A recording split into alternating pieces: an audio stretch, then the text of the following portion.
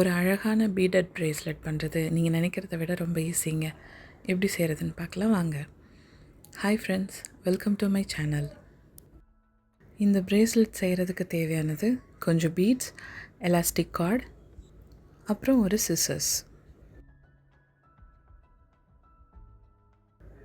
Bracelet செய்ய first step இந்த elastic கார்டை மெஷர்மெண்ட் பண்ணுறது.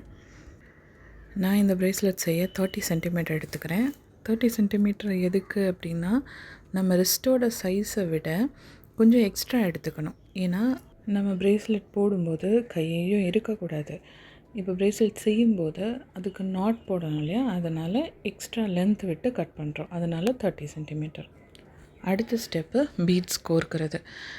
இது எலாஸ்டிக்கோட எண்டில் ஒரு கிளிப் எதுனா வச்சுக்கோங்க. அப்போ தான் நீங்கள் ஒவ்வொன்றா கோர்க்கும்போது கை தவறி கீழே விழுந்து மொத்தமாக கொட்டிடாமல் இருக்கும்.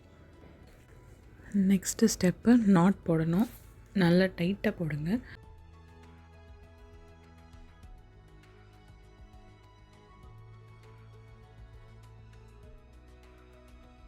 நாட் போட்டு முடிச்சுட்டு இந்த மாதிரி நாட்டை ஒரு பீட்குள்ளே விட்டுடணும். அப்போ தான் ஃபினிஷிங் நீட்டாக இருக்கும். அவ்வளோதாங்க, அழகான ப்ரேஸ்லெட் ரெடி பண்ணிட்டோம். நீங்களும் ட்ரை பண்ணி பார்த்துட்டு எப்படி இருக்குன்னு கமெண்ட்டில் சொல்லுங்கள். தேங்க்யூ.